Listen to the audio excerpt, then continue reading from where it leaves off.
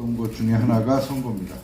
여론조사 회사를 통해 회사에 나중에 뭐 스카우트해서 거기서 새로운 조사 기법을 만들어내고 뭐 그런 일들이 있었고, 그 다음에 뭐 이제 소개해 드리는 대로 제가 여러분들의 선거를 좀 도와드렸습니다. 그러면서 제가 터득했던 것들을 오늘 이 자리에 여러분하고 같이 공유를 하려고 합니다. 왜? 여러분이 한 후보의 지지자로서 또는 참모로서 모인 게 아니고, 사실은 이 자리가 끝나고 나중에 선거 때 되면 여러분이 사는 지역구에서 여러분들이 선거에 관여하실 겁니다. 그때 여러분들은 어떤 생각으로 어떤 위치에서 어떻게 봐야 되는지 각자마다 다르지만 이 이야기를 다 듣고 나시면 여러분들이 취사 선택하실 수 있을 겁니다. 그런 의미에서 제가 제 경험을 토대로 해가지고 여러분께 말씀을 좀 드려보겠습니다. 시작합니다. 차례 오늘 이렇게 시작합니다. 처음에 현장조사 어떻게 했는지 어떻게 하는지, 여러분 여론조사라는 말을 들어도 현장조사 선거에서 어떻게 하는지 모르실 겁니다. 한번 들어보십시오. 두 번째는 제가 선거를 3번 다 맡아서 3번 다 이겼습니다. 프로페셔널한 직업 중에 하나가 이 선거인데, 이 선거로 직업을 삼기에는 애로사항이 많습니다. 그래서 3번 다 성공해 놓고도 제가 이걸 직업으로 안 삼습니다. 그 이야기도 좀 드리겠습니다. 승부의 요소가 있습니다. 손자병법에서 활용되는 승부의 요소가 있는데, 이걸 나중에 여러분에게 전해 드릴 테니 여러분은 이번 총선 때 이 기법을 가지고 선거의 흐름을 한번 훑어보시기 바랍니다. 마지막 4번째는 대한민국 적벽대전에 관한 이야기입니다. 적벽대전이라고 하는 것은 어느 한 일방이 엄청난 세력을 가지고 나머지 한쪽을 거의 괴멸시키는 수준으로 가지요. 근데 이게 역전되는 전쟁을 대전이라고 합니다. 그 삼국지에서 3대 대전이 나오는데, 적벽대전, 관도대전, 또 이호대전이 나오는데, 그 중에 가장 유명한 이 적벽대전의 구조가 지금 현재 대한민국 선거판과 비슷하다. 그래서 여기서 어떤 교훈을 얻어서 우리가 갈 거냐, 그 얘기를 해드리겠습니다. 이제 시작합니다. 현장 조사입니다. 제가 갤럽에 가서 이제 개발해낸 겁니다. 왜 이런 걸 개발했냐? 전화 여론조사가 잘 안 맞기 시작했던 때가 2002년, 3년 요 무렵부터입니다. 왜 전화 여론조사가 그 전까지는 기가 막히게 맞았는데 잘 안 맞기 시작할까? 가정집에 이렇게 들어가던 가정용 전화 보급률이 100%가 넘어가기 시작을 하고, 그리고 개개인마다 핸드폰들이 막 생기기 시작하면서부터입니다. 그러니까 전화 여론조사는 과거에 한 집마다 가정용 전화가, 집 전화가 하나씩 있었을 때 가장 정확한 거예요. 그건 대한민국뿐 아니고 미국도 마찬가지고 전 세계에 다 공통점이에요. 근데 이제 이 질문을 할 수 있는, 또 응답을 들을 수 있는 수단들이 개인으로 다 나눠지기 시작하면서부터 전화 여론조사의 베이스가 되는, 통계학의 원리가 되는 랜덤 샘플링이 깨져요. 그래서 안 돼요. 지금도 마찬가지예요. 그래서 지금도 막 여러 가지 보정을 하고 해가지고 마치 누더기처럼 해서 매 선거 때마다 개발해가지고 오차 범위를 줄이는데, 전문가들은 어떤 선거에서 그 조사를 적용했더니 딱 맞았어요. 그러나 실제로는 왜 이게 맞았는지 자기들도 몰라요. 과학이라는 건 반복해서 했을 때 반복된 결과가 나와야 돼요. 근데 그 다음 선거에서 그럼 이 접근법으로 조사하면 똑같이 오차 범위가 줄어져서 나오냐? 아무도 상담 못해요. 현재 상황은 그렇습니다. 그래서 저는 직접 가서 보는 조사 방법을 개발한 겁니다. 시작해 보겠습니다. 제 경력은 뭐 14개 지역구에 내려가서 조사를 했는데 전부 다 맞췄어요. 그 다음에 누군지 아시죠? 이분 저 대선 나갈 때 저를 불러가지고 전략을 좀 짜달라 그래서 이것도 이제 현장조사 기법으로 돌아서 이제 만들어냈어요. 이분 이제 이거 가지고 나가서 당선됐죠. 이분 누군지 아시죠? 그리고 나니까 또 저쪽에서 끌고 와가지고 제가 정적의 캠프에 가서 또 일을 할 수밖에 없었고, 지난 대선 때 또 이런 일도 좀 했었습니다. 근데 뭐 이런 건 다 필요 없고, 자, 이제 한 가지 봅시다. 이제 지금 오늘 뉴스를 보셨잖아요. 선거에 관한 이야기도 나옵니다. 또 신문을 보셔도 나올 거예요. 그런데 과연 선거 기간에 접근하면 할수록 언론들은 정다 선거 현장에 대한 보도를 해줄 텐데 어떻게 봐야 되냐? 어떻게 봐야 되냐 이겁니다. 제 경험입니다. 2002년 제3회 지방선거가 열렸습니다. 제주도에서. 그때 한나라당의 신구범 후보, 민주당의 우금민 후보가 붙었어요. 양쪽 다 제주도지사를 한 번씩 한 사람들이에요. 근데 갤럽에서 왜 저를 특파했냐? 조사할 때마다 시소를 했어요. 한 번 조사하면 신구범 후보가 없었다가, 그 다음은 우금민 후보가 없었다가, 조사할 때마다 결과가 그렇게 나와요. 그래서 나중에 조사회사 입장에서는 신뢰를 얻어야 시장조사라는 큰 떡이 생기는데 예측을 해서 맞춰야 된단 말이에요. 근데 예측을 못 하겠어요. 조사할 때마다 다르니까. 그래서 제가 갔어요. 갔는데 제가 도착한 날이 마지막 유세하는 날이에요. 양쪽 다. 한쪽은 공설운동장, 한쪽은 탑동공원. 여기서 마지막 유세를 해요. 그래서 제가 도착하자마자 차를 렌트해가지고 두 현장을 누볐어요. 네. 그러니까 한쪽에 가서 인원수 세어보고 사람들의 표정 보고 이야기 듣고 디테일한 정보들을 얻고 난 다음에 그 다음에 다른 후보 캠프에 가서 또 그걸 한 거죠. 그러면서 하다 보니까 보여요. 어떻게 됐냐? 그 다음날 아침에 신문은 어떻게 나왔냐? 이렇게 나옵니다. 사진으로. 제목은 백중세라고 나와요. 비슷하죠? 백중세 같죠? 사진이. 그런데 실제 가보면 2대1이었어요. 한쪽은 50명 모여있고 한쪽은 100명 모여있는 거예요. 예?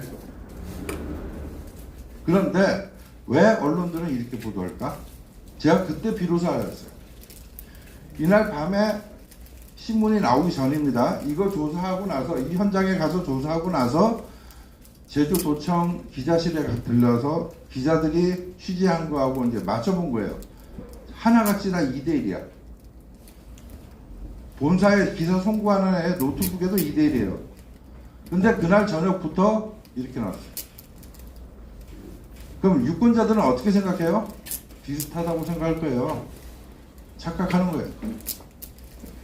자, 언론사는 왜 이렇게 보도할까요? 실제로 선거가 내일인데도 불구하고 오늘 봤는데 2대1이다. 2대1이라고 보도를 했단 말이에요. 근데 그 보도대로 졌어요. 지고 나면 진 쪽에서 어떻게 해요? 언론사에 와서 항의하겠죠. 당신들의 그 보도 때문에 우리가 이기지 못했다. 라고 했을 때 언론사는 변명할 방법을 찾기 힘들어요. 입증하기가 힘들잖아요. 모호하잖아요. 그죠? 그러니까 언론사 책임 안 지는 거예요. 특히 선거 때 그래요. 무슨 얘기냐? 선거 때 언론 보도에 휘둘리지 말라는 얘기예요. 아시겠습니까? 마음이 약하면 자꾸 소문에 이렇게 기울어져요. 기울어지면 더 악화되는 상황을 빚는다. 실제 뭐냐? 눈으로 가서 확인하라는 거예요. 선거 보도는 절대 진실할 수가 없어요. 그래서 휘둘리지 말고 무소의 불처럼 뚜벅뚜벅 여러분이 목표한 걸 잊지 말고 계속 해야 돼요. 야, 여론조사에서 우리가 굉장히 많이 떨어진다더라. 또 한쪽에서는 여론조사에서 우리가 많이 앞섰다더라. 그럼 여러분들은 되게 희망적인 조사 결과를 믿으려고 할 거예요. 그리고 우리가 상당히 불리하다고 여론조사에서 이야기하더라. 그러면 그 여론조사 회사를 여러분들은 공격하려고 그럴 거예요. 선거에서 힘을 모아야 되는 곳은 상대 진영이지 여론조사 회사가 아니에요. 조사회사가 또는 언론사가 여러분이 지지하는 후보에게 불리한 결과다라고 얘기해 줬을 때 하고, 자, A라는 언론사는 10% 떨어졌다 그래요. B라는 여론조사 회사는 5% 밖에 안 떨어졌다고 얘기해요. 그럼 여러분들은 어떤 결과를 선택할 거냔 말이에요. 반드시 기억하셔요. 싸울 때는 불리한 데이터를 가져야 돼요. 내가 상대방보다 더 많이 열세다라고 이야기하는 데이터를 주셔서 그걸 놓고 그러면 내가 어떻게 더 강해져야 되나라고 생각하고 일을 풀어가야 돼요. 그렇잖아요? 모의고사를 쳤는데, 예? 모의고사를 쳤는데 어떤 건 점수가 크게 나와 있고 작게 나와 있어. 그럼 여러분 어떤 걸 택해야 되냐? 작게 나온 걸 택해놓고 더 열심히 공부해야 돼. 그래야 실전에서 이기잖아요. 실전에서 떨어지는데 모의고사에서 맨날 1등이야. 그 무슨 소용이 있어? 근데 맨날 여론조사 회사하고 싸워. 언론사하고 싸워. 머리 나쁜 사람들이 그러는 거예요. 결국 선거도 사람이 하는 거잖아. 그죠? 머리 좋은 놈이 이기는 거예요. 착한 놈이 이기는 게 아니고 머리 좋은 놈이 이기는 거예요. 우리가 영악해져야 돼요. 자, 현장 조사를 통해서 선거를 예측하는 방법론입니다. 선거는 뭐냐면요, 비교예요. 상대적으로 비교하는 거예요.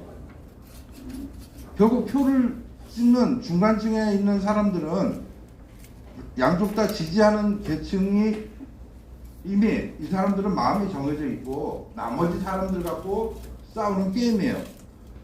그 중간층에 있는 사람들을 얼마나 많이 끌어들이느냐 하는 게임이에요. 그럼 뭐예요? 한쪽이 49명 했는데 저쪽 51명 하면 저쪽이 이기는 거죠.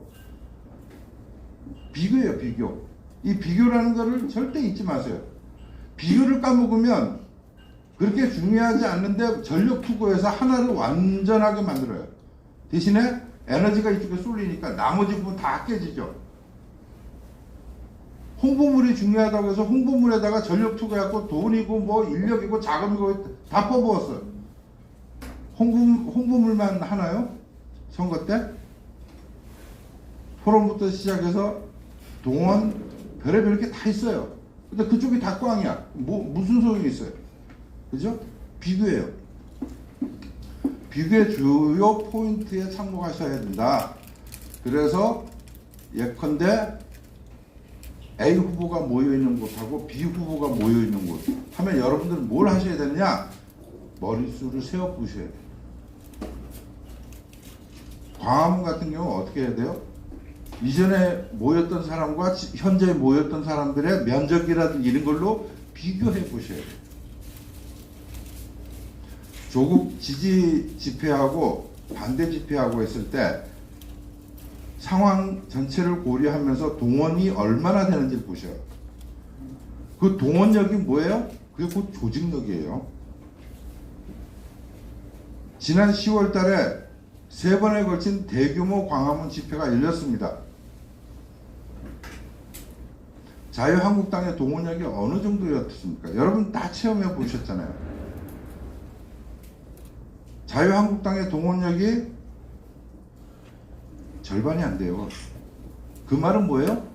자유한국당의 조직력이 절반이 안 된다는 얘기예요. 그죠? 그때 엄청나게 두들겨 맞았어야 돼요. 얼마나 내부 조직을 담당하는 당뇨들이 얼마나 무능한지 그때 얻어 터지고 깨졌어야 돼요. 그리고 새로 만들었어야 돼요.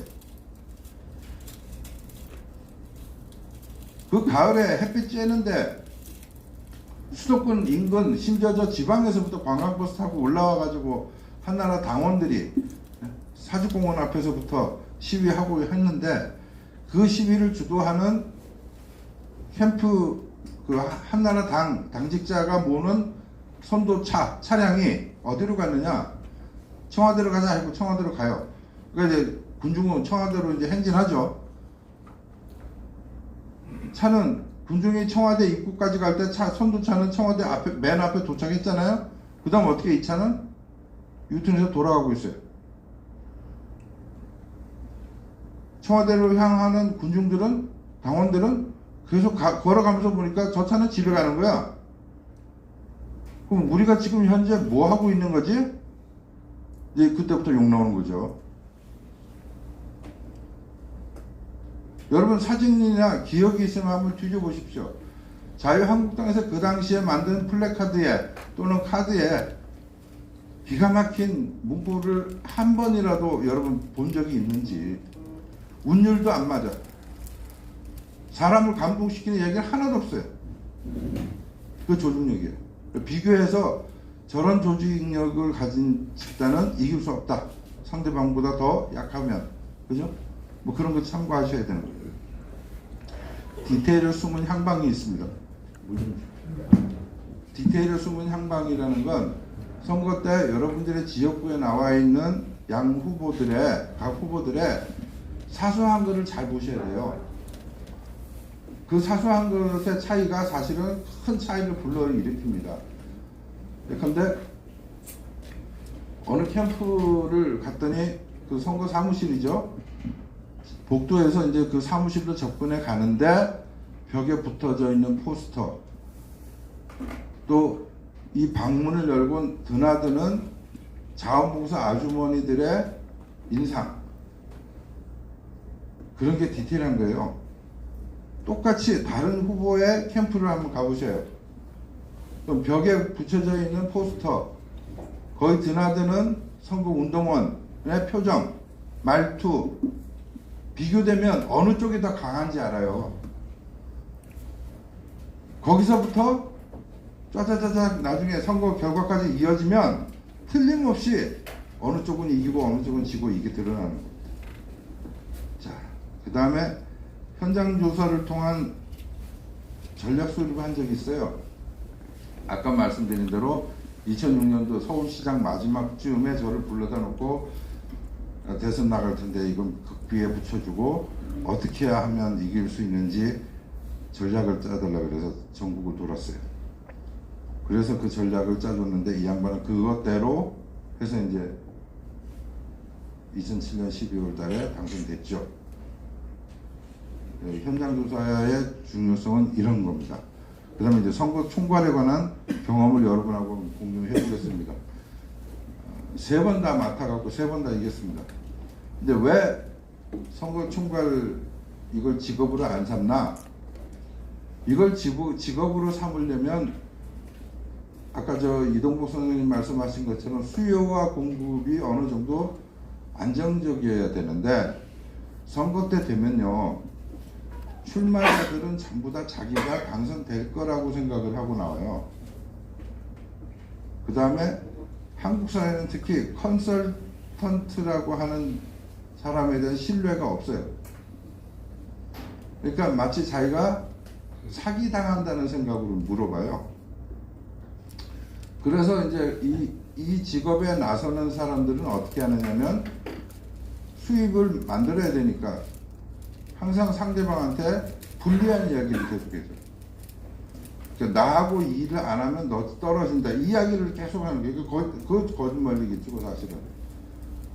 그러니까 이건 내가 거짓말을 해가면서 이걸 직업으로 삼을 수는 없지 않나 하는 생각이 들어서 안 해요.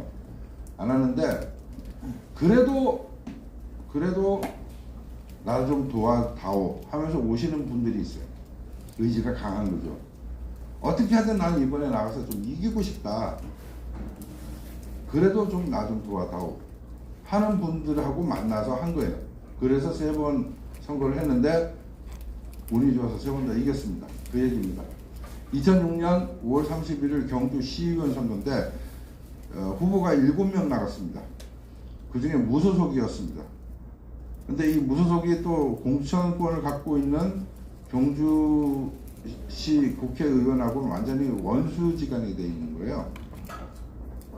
이 양반이 이제 그 의지가 강해가지고 어떻게 서울에 있던 저를 불러내려서 선거를 같이 한 적이 있어요. 그리고 나서 2009년 4월 29일 날 정정복 후보 대 정수정 후보 이 게임을 또 제가 맡게 됐어요. 이것도 굉장히 저쪽에서 이제 뭐 속이 타서 저를 불러 내려가고 했는데 이 선거도 한번 했었고, 마지막에 2010년에 천안에서 여름에 보궐선거가 있었어요. 빙그레라는 회사 여러분 아마 기억하실 겁니다. 지금도 있죠. 그 회장인 김호연 씨가 이제 말을 하는 선거였는데 이걸 맡으면서 치러가지고 또 이것도 이겼습니다. 그렇게 해서 이제 3전 3승을 했죠. 어떻게 이겼나? 잠시 이야기를 해드릴게요. 2006년 경주 시의원 선거입니다. 한나라당에 2명이고 무소속 후보 5명이 나왔죠. 이진구 후보가 됐는데 이 선거의 특징이요. 후보가 굉장히 난립하는 7명이 그 작은 유권자 한 25만 되는 지역에 7명이나 나와 있었어요. 그럼 뭐 선거 벽보가 여기서부터 저기까지 계속 붙는 거죠. 거기다가 이 양반은 재선을 한 분인데 무소속이에요. 그러니까 상당히 좀 불리하죠, 그 당시에. 그리고 공천자와 국회의원과 관계가 아주 안 좋았고 국회의원이 2명을 공천을 했단 말이에요. 그러니까 한나라당에서 그 당시에 2명의 후보가 기호 1, 2번 해갖고 나왔어요. 거의 뭐 따놓은 당상이라고들 생각을 한 겁니다. 근데 이때 이 이진구 후보의 특징이 선거가 어떤 건지에 대한 이해가 굉장히 깊은 양반이었어요. 그래서 자기는 자기 선거를 이렇게 끌고 갈 사람에게 절대 복종하겠다는 생각을 딱 가지고 있는 거예요. 이분 연세가 참 많았어요. 60세가 넘었는데 제가 그때 처음 이제 경주 시내에서 좀 오래 머물면서 느낀 것 중에 하나가 경주같이 오래된 도시에서는요 60은 어린애예요. 80이 청년이에요. 그리고 선거 캠프 가면 여러분보다 훨씬 나이 많으신 머리 하얗고 이런 분들이 거의 80%예요. 전부 다 그러니까 노인의 세계예요. 거기에 이진구 후보가 당시 65세인데 뭐 청년이에요, 청년. 예? 근데 그 도와주러 나오신 자원봉사라고 하시는 분들, 선거운동원이라고 하는 분들이 다 노인들이에요. 그 노인분들을 다 모아놓고 아주 새파란 그분들 입장에서는 머리에 피도 한 마를 지금 저보다 한 10년 제가 젊었을 때니까 저를 옆에다 세워놓고 소개를 드리고 나서 뭐라고 얘기하시냐면 여러분들은 여기 서울에서 그 멀리서 여기까지 내려오신 이동욱 선생님 말을 절대 복종하셔야 된다. 제가 그런 부탁을 직접 드린 게 아니에요. 근데 그분이 그 명령 개통을 딱 만들어 놨거든요. 그게 얼마나 선거를 할 때 도움이 되느냐면 거기가 유교 문화의 집산지, 원산지인 안동과 비슷한 지역이잖아요. 예의 범죄를 엄청 따지는 곳인데 젊은 제가 군권을 쥐었다는 이유로 오늘 몇 시까지 어디 가서 무슨 행동을 좀 해주고 오십시오 하면 두말 않고 가셔요. 이 지휘 통제를 만들어내는 것이 선거 조직을 만드는데 관건이에요. 그러니까 그런 면에서 제가 운이 되게 좋았어요. 지휘권을 인수하고 나니까 그때부터 제가 구상한 작전이 실행이 될 수 있어요. 오늘 저 밑에 3단지에 5명만 가서 이러이러한 플래카드 걸고 사람들 얘기 좀 듣고 들어오야 주십시오. 그 다음에 이쪽 율동에 나가시는 분들은 이런 걸 좀 해가지고 몇 명 나오는지 명단 좀 갖다 주십시오. 전부 다 그 노인네들이 예 하고 가서 다 해와요. 밤늦게 다 해와요. 그날 밤에 화이트보드에다가 그 숫자를 집어넣으면서 어제 숫자보다 더 증가되는 걸 계속 체크해 갔어요. 그리고 나면 또 다른 작전이 가능해지는 거예요. 후보가 난립하고 있으니까 어떻게 했냐? 7명의 후보였어요. 그러니 우리를 지지하는 사람들이 얼마인지 멘트를 파악해야 돼. 그 사람들한테는 홍보할 필요가 없어요. 왜? 그냥 따라올 테니까. 그 다음에 저쪽에 뭉쳐진 사람들, 그걸 깨야 돼. 그 안에 여러 가지 방법을 깨야 돼. 마타도도 하는 사람도 있을 거고, 그죠? 어쨌든 깨야 돼. 깨고 나서 부스럭지를 다시 우리한테 갖고 와야 돼. 이 부스럭지를 그때는 어떻게 했냐? 전화를 해요. 전화해서 전화 받는 사람의 성향을 보는 거예요. 성향을 받고 이 양반이 우리 편이면 동그라미, 그죠? 완전히 저쪽에 지금 같으면 문바 같으면 X야, 그죠? 근데 아직도 잘 확인되지 않는, 자기가 아직 결심하지 않은 사람은 삼각형이잖아요. 삼각형들을 다 찾아내고 그때부터 모든 홍보 공격에 집중하는 곳은 삼각형만. 삼각형만 계속 동그라미로 만들어가는 운동을 하는 거예요. 그죠? 그래서 우리 쪽으로 계속 갖고 오는 거예요. 그리고 절대 우리한테 안 오는 사람들, 후보가 난립하고 있으니까 이 사람들에 대해서 나머지 후보들, 6명의 후보들에게 이 명단을 흘렸어요.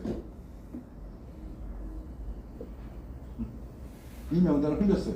우리한테 지지할 사람은 아니야. 이 사람들은 대부분 기호 1, 2번 당선 가능성이 제일 높은 사람들한테 나중에 쓸려갈 사람들이에요. 어차피 우리 건 안 돼. 그걸 바꿔가지고 사실은 X인데 삼각형으로 바꿔가지고 이걸 나머지 후보들한테 이렇게 밀어줬어요. 그럼 그 나머지 후보들은 어떻게 할 것 같아요? 계속 이 사람들한테 전화해가지고 끌잖아요. 이 찢어진 거예요. 네? 아시겠어요? 이 찢어지고 나니까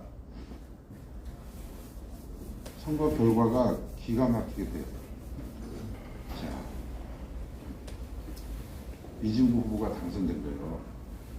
아무도 예측 안 했어요. 가망 없다 그랬어요. 얼마나 당선된지 아세요? 이렇게 됐어요. 네. 제가 이거 하고 나서 이 공식이 정립이 되는 거예요. 선거 때 뭐가 중요하구나. 네. 자, 그 다음에 국회의원 보궐선거입니다. 2009년 4월 29일. 이때가 어떤 때냐면요. 이명박 정권이 출범하고 나서 1년 뒤에 벌어지는 총선에서 이른바 신박 바람이 부는 거죠. 그죠?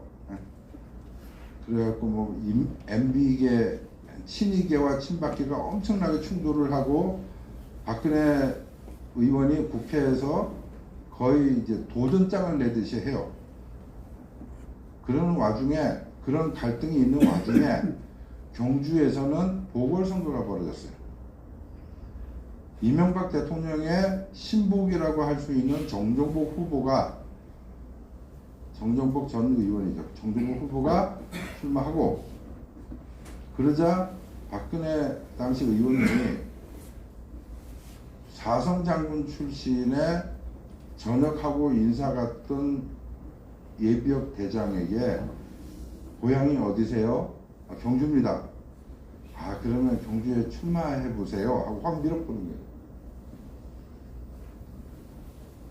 그 사람이 정수성이라는 분이에요. 이분은 운이 참 좋습니다. 저는 이분 만나 뵙고 세상에 운이라는 게 있구나, 정말 있구나, 어쩔 수 없구나 하는 게 있는데, 이분은 갑종 출신의 마지막입니다. 여러분 이제 군에서 출신 중에 갑종 있잖아요, 그죠? 고등학교 졸업한 사람들을 선발해가지고 단기간에 훈련을 시켜서 장교를 달아주는데, 이런 분들이 나중에 이제 높은 계급으로 진급하기 힘들죠. 그죠? 특히 이제 80년대 이후에 각종 출신들은 원스타가 마지막이었다. 마지막 선이다, 진급에. 뭐 그런 생각, 그런 소문이 파다할 때예요. 근데 이 양반은 소위 계급 소위 인간되자마자 월남전 파병을 갔는데 월남전 파병 가서 첫 전투에서 첫 부상을 당해요. 그리고 귀국 조치가 되죠. 화랑무공 훈장 받은 거예요. 근데 어디에 맞았냐? 대퇴부 여기 엉덩이에 맞았어요. 생명의 지장 하나도 없는 거예요. 근데 이력표, 자력표 보면 전상으로 인한 화랑무공 훈장 같잖아요. 그걸로 이제 대령에서 원스타까지 쫙 올라간 거죠. 근데 그 다음에 하나회 숙청이 있었어요. YS 때. 숙청을 하는 그 팀의 인사참모가 돼갖고 이제 숙청을 하나회 쪽을 다 쓸고 나니까 그 다음에 이제 소장 진급해야 되는데 소장 진급시키는 사람들이 없는 거예요. 그때부터 이 양반은 육군 대장까지 쭉 올라가죠. 근데 문제는 이분과 같이 이제 전략회의를 하면 군사 용어를 죄송하지만 저보다 더 몰라요. 제가 한편으로는 야, 이 양반하고 같이 전쟁에 나서지 않아서 정말 다행이다. 근데 이분은 인품은 좋죠. 그러니까 인품 좋을 수밖에 없잖아요. 인품 참 좋아요. 신사예요. 근데 경주에 왜 내려가게 됐냐? 선거 25일 남겨놓고 청와대 그 안봉근, 그 당시 청와대 안봉근이라는 녀석이 전화를 해왔어요. 형님 큰일 났습니다. 도와주십시오. 살려주십시오. 왜? 경주가 지금 개판인데 우리 박 대표가 민 후보가 제대로 못해서 질 것 같습니다. 근데 그거 지면 국회 안에서 박근혜 의원의 위상도 날아가는 거예요. 이겨야 저기서 이제 자기 힘이 생긴다 이거죠. 날짜를 보니까 25일 남았어요. 그래서 내려갔어요. 내려가 보니까 무슨 문제가 생겼냐 이미 선거가 예비 후보 등록하고 나서 한 달 가까이 왔으니까 뭐가 있어야 될 거 아니에요. 근데 캠프를 구성한 게 3분의 1도 구성되지 않았어요. 아주 초라한 사무실, 너무 좁아서 2층에 있는 것까지 같이 쓰는 다락방처럼 올라가야 되는 그런 사무실 하나 얻어놓고 겨우 이 명함 비슷한 그 현수막 걸어놓고 안에는 회계 담당자 하나 그리고 나머지 참모가 없어 아예. 그리고 저를 받아놓고는 우는 소리를 하는 거예요. 내가 이거 왜 나왔는지 모르겠다. 그만뒀으면 좋겠다. 나는 정치인이 아닌데 아무튼 뭐 박근혜 의원 뭐 이렇게 원망도 많이 하고 하는데 참 그 묘한 풍경이에요. 하여간. 근데 이분이 그때 그 지역구에서 어떤 별명을 얻고 있었냐? 똥장군이라는 별명을 얻었어요. 바보란 소리예요. 왜 그랬냐? 한 일주일 전에 이제 경주 지역 방송국에서 토론회를 하면서 정종복 후보, 정수정 후보 앉혀놓고 이제 토론을 하는 거예요. 그래서 사회자가 질문을 했어요. 경주에서 고도 제한에 대한 의견을 묻습니다. 어떻게 생각하십니까? 그러니까 이제 정수정 후보가 자신있게 나와서 자신있게 얘기를 했어요. 국가와 국민의 안전을 위해서 고도 제한은 반드시 지켜야 된다. 근데 경주는요, 서울과 같은 이 방공망을 생각하는 고도 제한이 아니고 옛 고자의 도시예요. 옛 도시니까 경제권 니네들 그거 신경 쓰지 말고 고도 이거는 계속해서 지켜가야 된다. 개인의 재산권을 다 침해하고 있는 정부 정책이었어요. 그러니까 시민들은 부글부글 하죠, 그죠? 저 고도제한법 저거 해체해달라. 그래야 우리가 우리 마음대로 건물도 새로 짓고 수리도 하고 해야 될 거 아니냐 이거예요. 근데 그걸 모르고 전혀 모르고 그럴 수밖에 못. 그러니까 경주 시민들이 다 뒤집어진 거죠. 뭐 저런 놈들 하면서 바보야 똥장군에 뭐 완전히 이길 방법이 없는 저도. 하여간 상황이 참 어렵게 됐었어요. 근데 해야 될 거 아니에요. 도와달라고 했으니. 자, 보면은 신박의 상징성은 있는데 현실에 참 무지한 분이었고 더군다나 자금 조직이 절대 부족했어요. 선거판에 나가 보면요, 어떤 후보가 최악이냐? 군 출신, 그다음에 검사 출신, 특히 공무원이잖아요, 그죠? 이런 분들은 컨설턴트한테는 굉장히 어려운 사람들이에요. 왜? 이런 분들은 평생 자기 돈을 쓰면서 무슨 일을 해본 적이 없는 사람이에요. 위에서 예산 나오면 그거 가지고 나누기 해서 어디 뿌리고 나오는 거 걷어서 뭐 업무 보고하고 이게 다 아니에요. 그러니까 돈을 쓸 줄 몰라요. 기본적으로 제가 만약에 후보입니다. 여러분들이 저를 도와주러 오셨어요. 그리고 이게 하루 이틀이 아니고 그건 한 달 가까이 가면 여러분은 개개인적으로 돈 안 들어요? 기름값 안 들어요? 근데 맨날 그런 건 없이 도와달라고만 하면 짜증 안 나겠어요? 그러니까 저는 여러분들 틈으로 이제 컨설턴트니까, 참모니까, 여러분들 틈 사이에 들어가서 같이 밥도 먹고 하면서 여러분들끼리 이야기하는 걸 들어보면, 아, 이 조직에 지금 불만이 어느 상태에 와 있구나 하는 게 이제 알죠. 이 정수성 후보 캠프는 조직 구조 자체가 일단 정종보 후보의 3분의 1밖에 안 되고, 여론조사 해본 적이 없어요. 그 돈을 쓸 수가 없어서. 이 양반 돈 안 써. 그러니까 조사를 안 하니까 깜깜이 선거가 된 거예요. 여론조사라는 게 일종의 엑스레이 사진, 건강검진이에요. 그죠? 내 지금 상태가 어떤지를 한번 찍어봐야 그 다음에 어디가 약하구나 뭐 이게 대충 아는데 그걸 안 하니 뭐 어디가 약한지도 모르잖아요.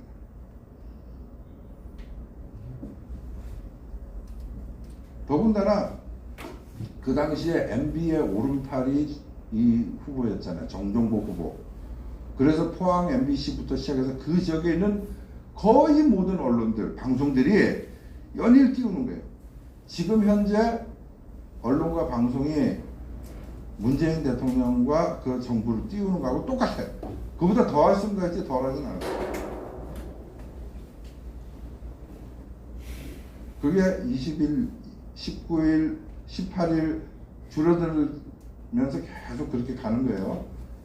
근데 이겼어요. 어떻게 이겼냐? 지휘 통제 일원화를 하는 거예요. 먼저 제 명령대로 조직이 돌아가게끔 만들어 가야 돼요. 근데 거기에 이제 툭 하면 이 양반이 끼어들어요. 자기가 이제 육군대장 출신인데 하면서 끼어든단 말이에요. 그걸 싸우면서까지 이제 갔어요. 어쨌든 간에 그러면 안 된다. 뭐 가시라. 두 번째는 깜깜이 선거였어요. 그래서 기자와 언론 보도를 활용하고 해석하는 방법을 나름대로 정립해서 선거 운동원들하고 공유를 했어요. 아까 제가 말씀드린 대로 여러분 언론에 보도되는 여론조사 데이터 믿지 마십시오. 그리고 우리가 지향하는 대로 가야 합니다. 라면서 얘기를 했어요. 그리고 이분들이 이제 비로소 저하고의 신뢰가 만들어지고 나니까 제 이야기를 이제 무조건 믿고 따라주기 시작하는 거예요. 상대를 통한 목표 산출법이 있어요. 목표, 내가 도대체 몇 표를 모아야 이기는지 우리가 조사를 안 해보니까 알 수가 없는 거예요. 어떻게 해야 되나? 여론조사는요, 상대방 후보가 여론조사를 해도 거기에 내 상황이 어느 정도인지 비치잖아요. 그죠? 그러니까 사람을 시켜서 야 저쪽에 여론조사 했다며 얼마 나왔냐 하고 물어보는 거예요. 물어보고 아 이게 우리가 어느 정도구나 지금 그렇게 하는 거예요. 굳이 조사 안 해도 되겠구나 하는 생각이 드는 거예요. 신문에 보면 과장됐을지라도 그죠? 숫자가 나오잖아요. 그게 우리한테 불리한 숫자다? 받아들여. 왜? 좋은 약은 몸에 쓰잖아요. 그런 식으로 받아들이는 거예요. 미워하는 자들이 투표합니다.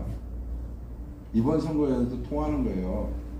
왜 지금 여러분들이 계속 절망 속에 있냐면 미워하는 사람들이 많아지지 않아서 그런 거예요. 조국 사태가 났는데 여러분의 기준으로 인하면 대한민국 국민의 멀쩡한 사람들의 99%는 비난해야 되는데 근데 나가보면 조국 지지하는 조직이 동원되고 거기서 또 계속해서 시위하고 하잖아요. 왜 그럴까? 또 중간에 있는 사람들 가서 들어보면 이도 저도 아닌 사람들한테 가서 들어보면 이 사람들도 조국 사태에 대한 분노가 별로 안 일어나요. 왜 그럴까요? 조국도 밉지만 자유한국당 저 사람도 미워. 이렇게 될 거 아니에요? 그걸 바꿔줘야 돼요. 그걸 바꿔서 미움을 한 축으로 만들어야 돼요. 집중시켜야 돼요. 그러면 어떻게 되느냐?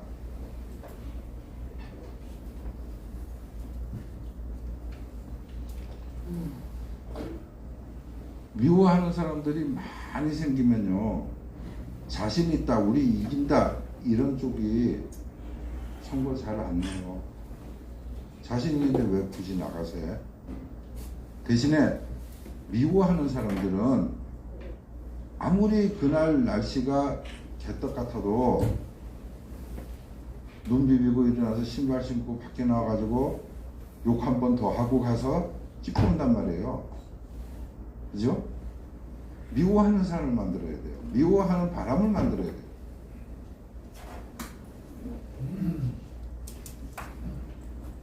저는 이때 이상한 일을 했는데 우리는 여론조사를 할 돈도 안 주고 뭐 없다고 잡아째라고 배째라고 그러고 후보가 이기긴 이겨야 되겠고 근데 여론조사를 하면 계속해서 저쪽이 앞서잖아요.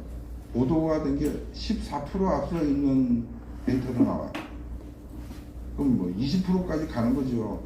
그게 보도될 때마다 언론을 통해서 보도될 때마다 캠프에 있는 사람들은 다 좌절하는 거예요. 그래서 제가 생각해낸 방법입니다. 이게 비공개니까 여러분들은 잘 마음에 담고 가십시오. 이제 선거 때가 되면 그 지역의 판세를 읽고 전략을 수립하기 위한 여론조사를 하죠. 그때 여러분이 지지하는 후보가 예컨대 기호 2번이라고 칩시다. 기호 2번의 라이벌, 가장 당선 가능성이 높은 곳이 누구냐? 예컨대 기호 1번이라고 칩시다. 여러분한테 전화가 갈 거예요. 여론조사 회사입니다. 선생님은 1번을 지지하십니까? 2번을 지지하십니까? 그죠? 1번 지지하시면 1번 눌러주시고 2번을 지지하시면 2번 눌러주세요. 할 때 여러분들은 1번 지지해요. 반대로. 제가 이때 그랬어요. 왜? 아니 여론조사 좋게 나오게 만들어가지고 우리 편한테 사기를 올리자니 너무 힘들잖아요. 내가 못 먹는 거 우리가 못 먹을 거 니네 다 가져라면서 다 1번 찍기로 했어. 그래서 이 이론 왜 그래야 되는지 설명을 해준 거예요. 그러니까 캠프에 있는 그 노인분들이 다 이해를 했어. 그리고 그 다음날부터 모이면 서로 야, 나 오늘 저 받았는데 나 1번 눌렀다 1번 눌렀다 하면서 다들 끽끽대고 웃는 거예요. 자, 이게 일주일 지나고 나서 어떤 상황이 되었을까요?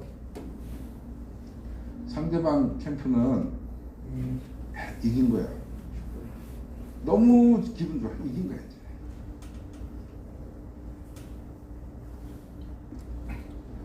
이기면 그 다음에 날씨가 좀 뭐하다, 개인적으로 좀 어떤 어려운 약속이 있다, 투표 나갈까요?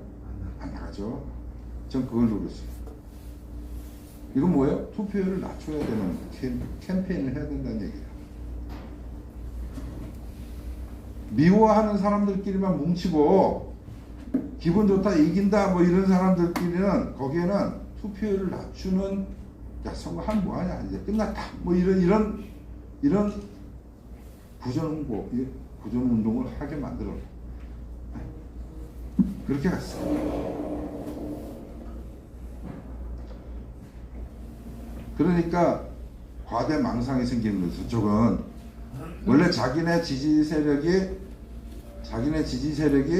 40%인데 60% 70%가 된다고 믿는 거예요. 예. 왜? 조사하면 다 자기네들 지지하는 응답이 나오잖아요. 우리 조직 전체가 그쪽에 붙었거든. 선거 전에 모의고사 아무리 만점 받으면 뭐하냐 이거예요. 만점 받으라고 준 거예요. 예. 대신에 우리만 이제 확실하게 우리만. 자, 그랬는데 선거 직전에 어떤 조사 결과가 돌았냐면 14% 졌다 그랬어 우리가. 저도 저 자신도 이 플랜을 짜가지고 진행하는 저 자신도 뚜껑 열어보기 전에 사실 모르잖아요, 그죠? 예. 근데 뚜껑을 딱 열었더니 어떤 결과 나오냐? 압승이에요. 몇 프로? 7%.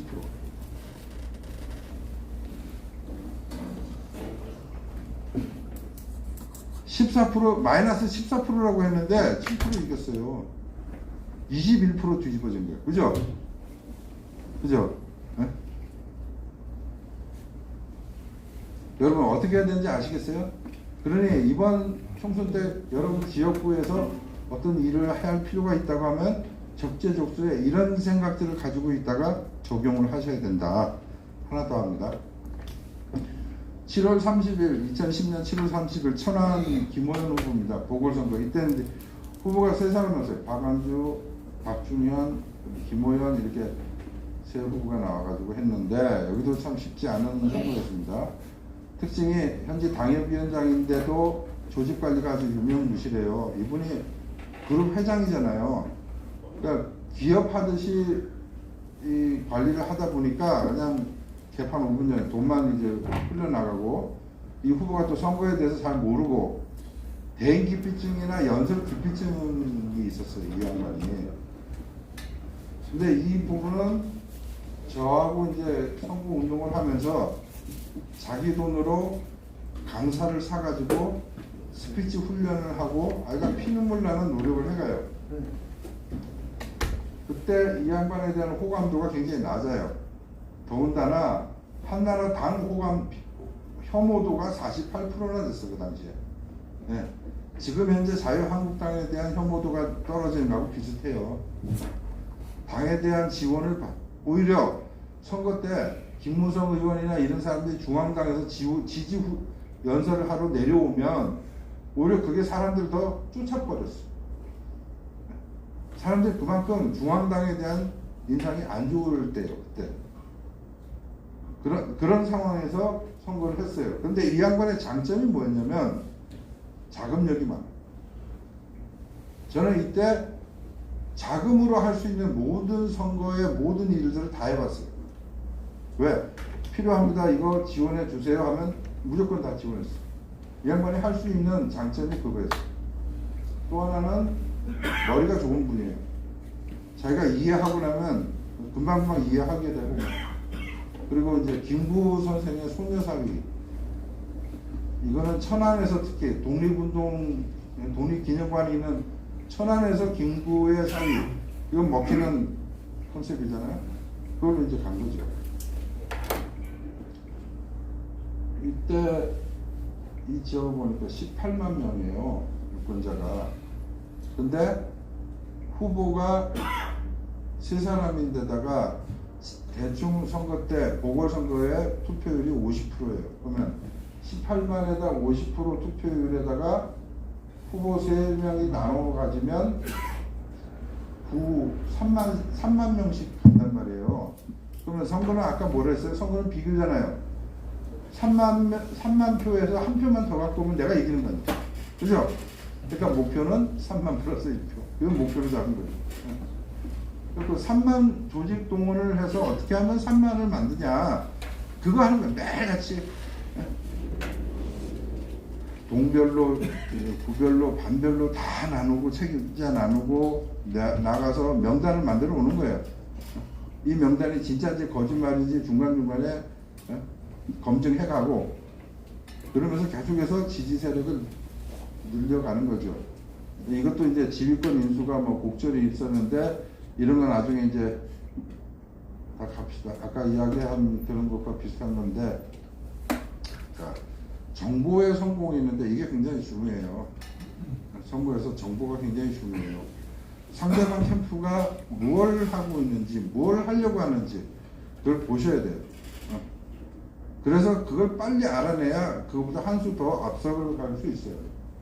그 다음에 참 중요한 것 중에 하나가 후임발 선인착 하는 겁니다. 그 선거는 비교다. 그래서 비교이기 때문에 뭐든지 상대방보다 더 빨리 더 잘하려고 하잖아요. 근데 그게 아니고 어느 대목은요 상대방보다 늦게 해야 이기는 거예요. 예컨대 개소식, 사무실 개소식 하잖아요. 그죠? 후보가 사무실 개소식을 하면 먼저 하면은 불리한 거예요. 늦게 해야 돼요. 왜? 여러분 이제 조금 아시죠? 상대방 후보의 사무실 개소식을 하면 반드시 내가 아니더라도 사람을 시켜서 가가지고 조사를 해와야 돼. 몇 명 왔냐? VIP는 누구 왔냐? 밖에 길에 자동차는 몇 대가 불법 주차되어 있냐? 자, 해왔어. 상대방 사무실 개소식 하는데 100평짜리 큰 홀에 사람들이 300명 모여 있고 밖에 자동차가 한 20대 불법 주차돼 있더라. 알았어. 그러면 우리는 어떻게 해야 돼요? 150평 되는 공간을 빌리고, 그죠? 500명을 불러내고 도로를 차량 불법 주차 50대를 만들어내야죠. 왜? 그러고 나면 선거에 무관심했던 사람들이 지나가면서 무의식 속에 비교해요. 아, 저쪽이 이쪽보다 훨씬 강하네? 뭐 이러면서 그냥 가는 거예요. 이 무의식이 선거 운동 기간 중에 쌓여요. 그래서 투표할 때 이렇게 가는 거예요. 표가. 그걸 만들어 가야 되는 거예요. 개소식 때 있죠. 그 다음에 플래카드 거는 것도요. 상대방이 어떻게 하는지 보고 그거보다 더 좋게 만들어 가야 돼요. 한 표만 더 많이 가져오면 이기잖아요. 쓸데없이 막 뭐 이것도 하나 저것도 이거 하면 안 되고 상대방보다 조금 더 나오면 돼요. 세컨드 버 베스트. 그게 후임발 선인착이에요. 뒤에 출발했는데 먼저 도착하는 거예요. 삼성 가전제품에서는 LG 럭키 금성, 옛날 금성전자가 대한민국 가전의 선두주자예요. 그때 후발주자 누굽니까? 삼성입니다. 누가 이익입니까? 사실은 돈 많이 번 건 삼성이에요. 왜? 연구 개발비로 엄청나게 투자를 해갖고 만들어가는 게 LG 금성이었어요. 그러면 삼성은 다 만들어가지고 시장에 나가서 이게 팔리기 시작하면 그걸 가져와가지고 분해해서 걔보다 조금 더 낫게, 조금 더 다르게 해서 시장에 내는 거예요. 그러면 선두주자가 60% 먹고 후발주자가 40% 먹는단 말이에요. 근데 후발주자는 연구개발비 투자하는 적이 없어. 그럼 누가 더 이기냐? 후발주자 이기죠. 사각사각 배 음료 아시죠? 갈아 만든 배라는 음료도 있어요. 그죠? 원래 혜태 갈아 만든 배가 처음 개발된 거예요. 이거 개발할 때 무려 1년 넘게 걸렸어요. 뭐가 어려웠냐? 배 찌꺼기를 담아서 이렇게 음료수를 만들면 이게 유통 과정에서 정체되면 이게 찌꺼기가 가라앉아 버려요. 그럼 실패해요. 이걸 가라앉지 않고 아주 골고루 퍼져 있게 만드는 방법, 이걸 만드는 데 거의 1년 걸렸어요. 돈 엄청 들었죠. 그래서 처음으로 이제 갈아 만든 배가 탁 나온 거예요. 나오니까 롯데가 어떻게 해요? 비슷하게 해가지고 사각사각 배가 탁냈어. 롯데가 45% 먹었어요. 시장. 누가 이기냐? 순이익을 롯데가 먹는 거죠. 항상 먼저 간다고 좋은 게 아니란 말이에요. 그런데 홍보물도 마찬가지예요. 홍보물, 명함, 디자인 이런 거는 상대방 보고 상대방보다 조금 더 잘하면 되는 거예요. 시간이 거의 다 돼서 좀 빨리 가겠습니다. 하여간 김호연 후보 그렇게 압승을 했습니다. 근데 이분은 이제 그 다음에 왜 재선 안 됐냐? 사람들이 다 그런 거예요. 기업인들도 그럴 거예요. 저를 쓰면 돈이 들어가잖아요. 그죠? 그러니까 저놈 쓰면 돈이 들어가니까 다음에는 우리끼리 하자 하고 했다가 뭐 그냥 열심히 게 아닌데 아무나 하는 게 아닌데 어깨 너머에서 그게 알아서 하고 하다가 아니야. 자, 그 다음에 교훈이 있습니다. 전승불복이다. 전승불복. 세 번의 선거를 여러분과 저가 지금 했는데 이기는 선거는 반복되지 않아요. 네? 내가 저번에 했는데 이렇게 하니까 이겼다? 천만에 이번엔 다른 거예요. 네? 매번 다른 거예요, 사실은. 항상 겸손해야 돼요. 경적 필패다. 저걸 우습게 보면 반드시 져요. 항상 적을 대단하다라고 봐야 돼요. 그래야 내 부족한 게 보여요. 그래야 내가 성장할 수 있어요. 근데 맨날 적 우습게 보고 욕만 하고 우리 지금까지 사실은 그렇게 살아오지 않았나요?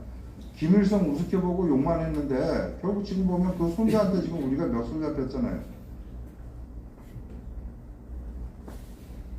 이런 점들은 이 싸움의 세계를 관장하는 법가들의 철학이에요.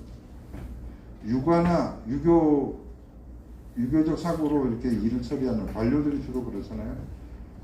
유가나 도가 종교로 모든 걸 생각하는 그런 세계가 아니고 승부의 세계의 법가의 세계에서는 절대 경적 필패하면 안 된다는 거죠. 항상 백지에서 시작해라. 그래서 여러분들이 이번 총선 때 나갈 때도 내가 옛날에 선거 많이 했는데 알아 이러지 마시고 딱 들어가시면 나는 백지다. 마음을 딱 비워놓고 보셔야 돼요. 그래야 제대로 보인다. 그래서 딱 3분 만에 이거 한번 해보겠습니다. 손자병법을 활용한 현장 조사법이에요. 손자병법이 사실은 그게 두꺼운 책이 아니죠. 발견되어진 그 13편은 한자 하나하나 세면 총 6,000자밖에 안 돼요. 거기에 13개의 편으로 나눠져 있는데 첫 번째 맨 앞에 있는 첫 번째 편이 뭐냐면 시계라는 편입니다. 계산하고 시작하라는 얘기. 무턱대고 싸우지 말고 계산 좀 하고 싸워라. 어떻게 계산하냐? 거기에 5사 7항이 있어요. 그 7항은 이 상급반이고 여러분하고 저는 초급반에 있는 필요한 5사만 일단 외웁시다. 5사를 이제 손자는 얘기를 해요. 5사가 뭐냐? 이거예요. 도천지장법. 도천지장법. 자, 여러분 기왕 오늘 여기까지 오셨으니까 하나는 가져가셔야죠. 그죠? 저 따라해 보세요. 도천지장법. 도천지장법. 다시 이게 입이 안 맞잖아요. 다시 도천지장법. 좋습니다. 이제 외우셔야 돼요. 예, 외우기 좋죠. 갑니다. 손자가 이야기하는 보사의 도천지장법. 이게 뭐냐? 도가 뭐냐? 핵심 공약이에요. 네? 핵심 공약. 도. 손자 시대에 말과 칼과 창으로 대군들이 양쪽에서 와 몰려가고 할 때 중간